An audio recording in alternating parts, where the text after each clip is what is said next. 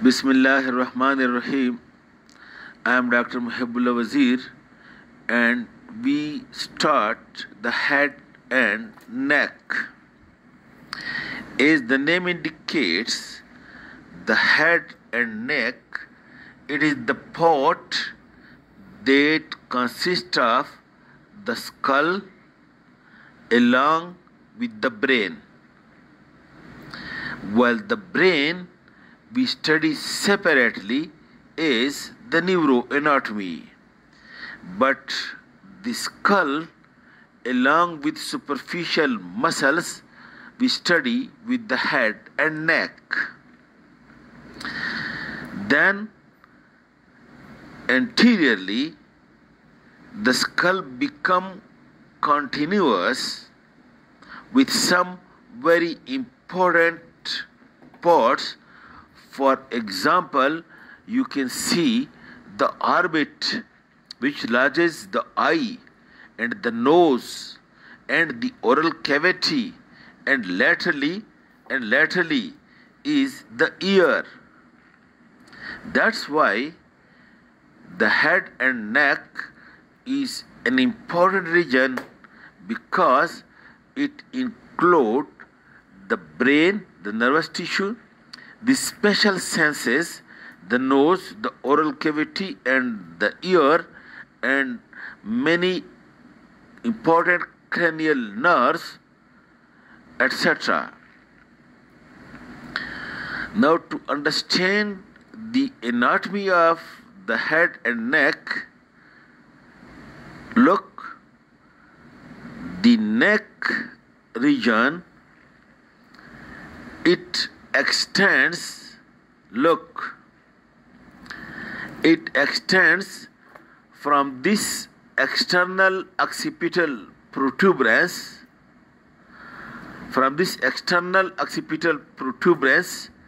up to the seventh cervical vertebra posteriorly. From the external occipital protuberance to the seventh cervical vertebra, while on the anterior side, the face which extends from the forehead, this part, the forehead, and then the eyes and the nose, and then this, you can see the maxilla and the mandible up till this upper border of the sternum or manubrium and the clavicle.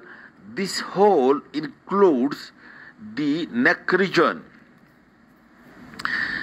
Also posteriorly, the spine of the scapula, and then the acromion process, and then the clavicle, and then the manubrium of the sternum, and then you can see then the another clavicle, and then the seventh cervical vertebra. This make the lower boundary of, and over here they become continuous with the thorax through the thoracic inlet. Laterally structures passes from the neck into the axilla, especially the artery and the brachial plexus, to be distributed to the upper limb. Okay, while from the thorax some structures, especially for example you can see the carotid vessels, it ascends upward to be distributed to the head, to the neck, and to the brain. Alright, now to understand the anatomy, look one point, look, this is the foramen magnum. From the foramen magnum, the vertebrae, the first vertebra and the second, third, and so on, it make a canal which is called as vertebral canal. And through this foramen magnum, the medulla oblongata become continuous with the spinal cord which lies in the vertebral canal. Now, note these points. This is very important, you understand it properly. Look First you look at this model. Look, these are the bodies of the vertebrae. And then this is the vertebral canal which contains the spinal cord become continuous superiorly with this medulla. Then this is the pons, this is the medulla, and then it becomes continuous with the spinal cord that lying in this spinal canal. Anterior to this spinal canal lies the bodies of the vertebrae. And posteriorly over here you can see these are the spines of the vertebrae. Look, these are the spines of the vertebrae. Between the spines over here there are ligaments that from one spine to another which are called as ligamentum nuchae. And this you can see over here, this is the external occipital protuberance. Extending laterally from external occipital protuberance is this ridge. This ridge, look, is the superior nuchal line. This one. This is superior nuchal line. It passes laterally and reaches to this spot which is called as mastoid process. This is superior nuchal line and this is external occipital protuberance and this is mastoid process.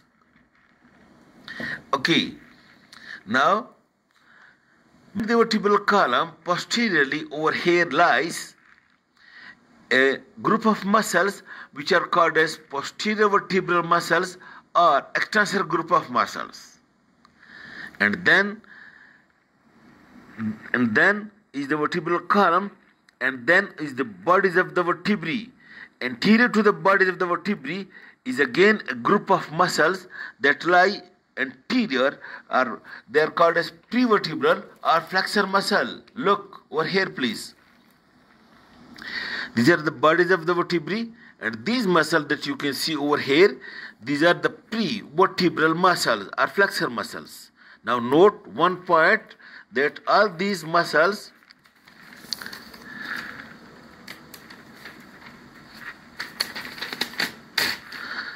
the vertebral bodies and the prevertebral muscles, all these are being covered by a fascia like this. This fascia is called as prevertebral fascia. The prevertebral fascia lies anterior or in front of the vertebral bodies and the prevertebral muscles. That is, it lies over here. This is the body of the vertebrae, and over here lies the prevertebral fascia that stretches across in front of the prevertebral muscles. Then note the point, then anterior, look, again, over the vertebral column, and then at the base of the skull, over here up to here is the vertebral column. Note the point.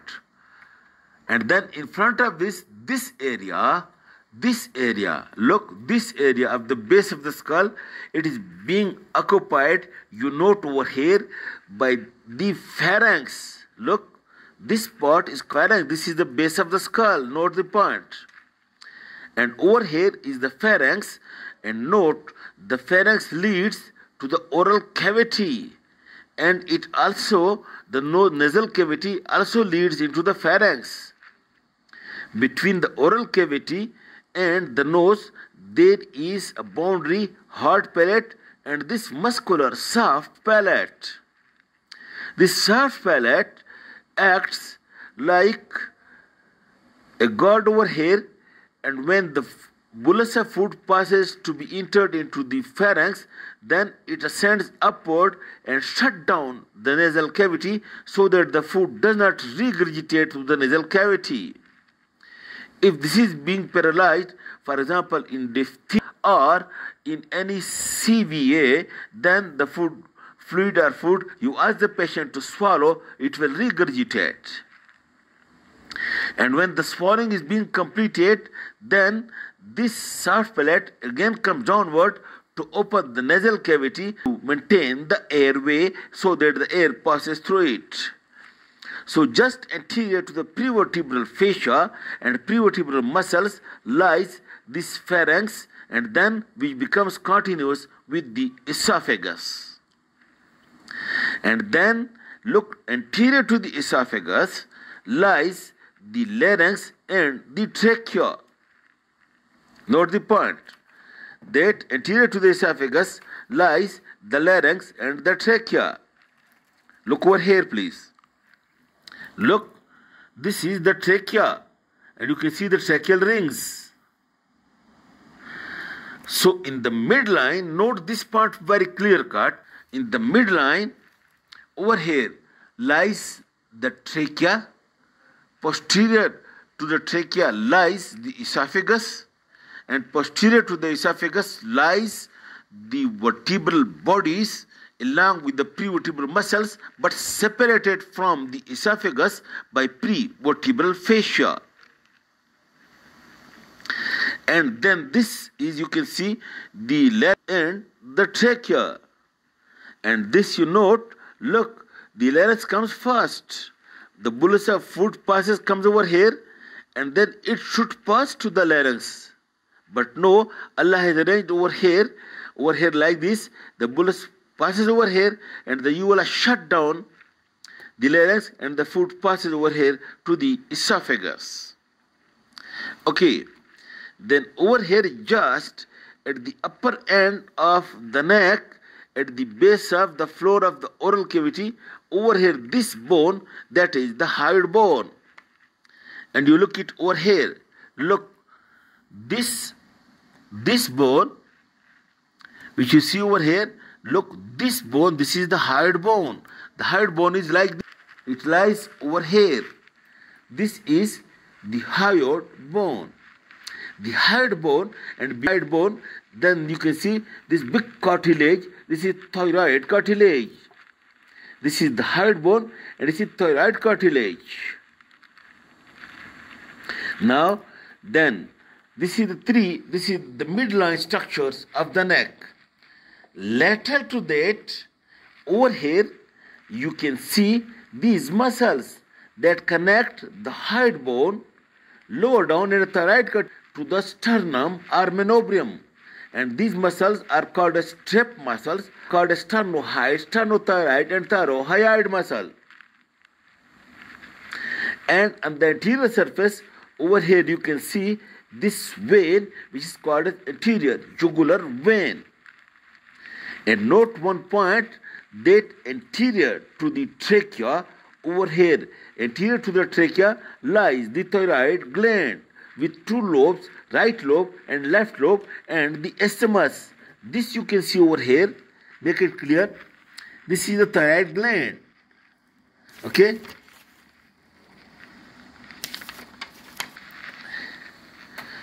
Yes, you can see it also. Alright. Anyhow, over here is the thyroid gland. And later to the thyroid gland, then you can see this big muscle. This is sternocleidomastoid muscle. And you can see crossing the sternocleidomastoid muscle, over here, this is the external jugular vein. And then you pass more posteriorly, you can see these muscles, which are the muscles of posterior triangle. And then more posteriorly, this is the trapezius muscle, which look over here. This is the trapezius, and this is sternocleidomastoid between the two. Over here is the posterior triangle of neck, which are the muscle of the posterior triangle. And then this big vein, which is the external jugular vein, and then you can see the anterior jugular vein. Now look, you put your hand, reflect the sternocleidomastoid muscle laterally, deeply lying over here. You will see, look over here, please. You will see this big artery. This is the internal carotid and common carotid, and this big vein, internal jugular vein. Internal jugular vein and internal carotid artery. Look, this is the artery, and this is the vein. Lying deep behind, in the groove between the two, is the vagus nerve. And all these structures are being enclosed in a facial sheath, which is called as carotid sheath, which lies laterally over here, deeply to the sternocleidomastoid muscle. the internal carotid artery and the common carotid artery, and internal jugular vein, and between the two, in the groove between the two, lies the vagus nerve. Posterior to the vagus nerve, over here lies the sympathetic chain, cervical sympathetic chain. In this way, you note this is the vertebral bodies. These are the transverse passages of vertebrae, and over here lie the prevertebral muscles, but the prevertebral muscles are being covered by a sheet of fascia, which is called a pretracheal fascia. And then adhere to the pretracheal fascia or superficial to it, you would posteriorly look the trapezius muscle, this one, while over here a landmark, a clear-cut muscle over here, the sternocleidomastoid and external jugular vein. Alright, these you can see over here, look, this is the external jugular vein and cutaneous nerves, and this is the anterior jugular vein. This muscle you can see, this is sternocleidomastoid, and then lateral to that you can see the carotid sheath containing the internal carotid and common carotid, internal jugular vein, and vagus nerve. Posterior to that lies the sympathetic chain. This is in brief the introduction of the anatomy of the neck, and very important to understand. Thank you very much.